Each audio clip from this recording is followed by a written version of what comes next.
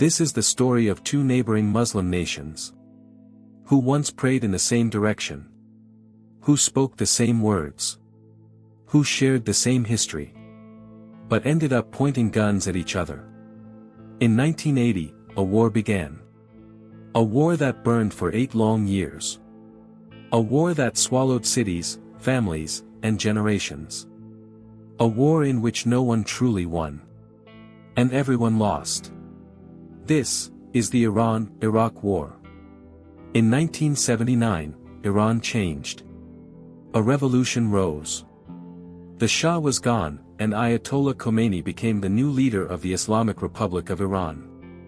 The revolution changed the culture, the government, and the balance of power in the region.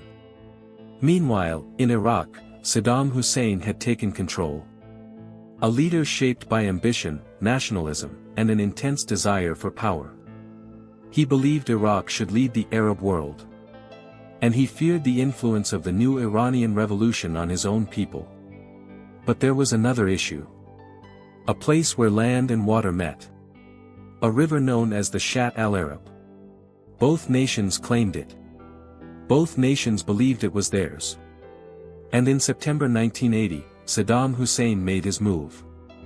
Iraqi forces crossed the border. Tanks rolled forward. Jets flew overhead. Cities, schools, mosques, and homes turned into battlegrounds.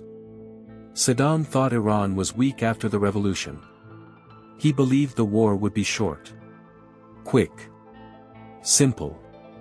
But the war did not end. It only grew. Iran answered with force of its own. Young men, students, farmers, workers, clerics. Ordinary people became soldiers overnight. They fought not only with weapons, but with belief, with faith, with conviction. The front lines turned into long trenches. Mud.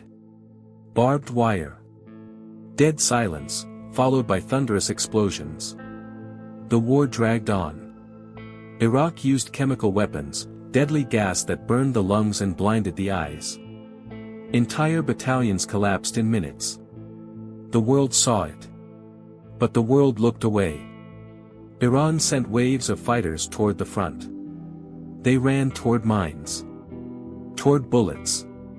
Toward death. Some carried nothing but a prayer card in their hands. Cities were bombed. Homes shattered. Families fled. Millions were displaced. 8 years passed. 8 years of smoke, fire, and funerals. 8 years of brothers fighting brothers. By 1988, both countries were exhausted. The money was gone. The weapons were worn. The people were broken. Finally, a ceasefire was accepted. There was no victory parade. No celebration. No champion. Only silence. Two nations stood where they had begun. But now with graves instead of sons. Ruins instead of homes. And wounds that would take generations to heal.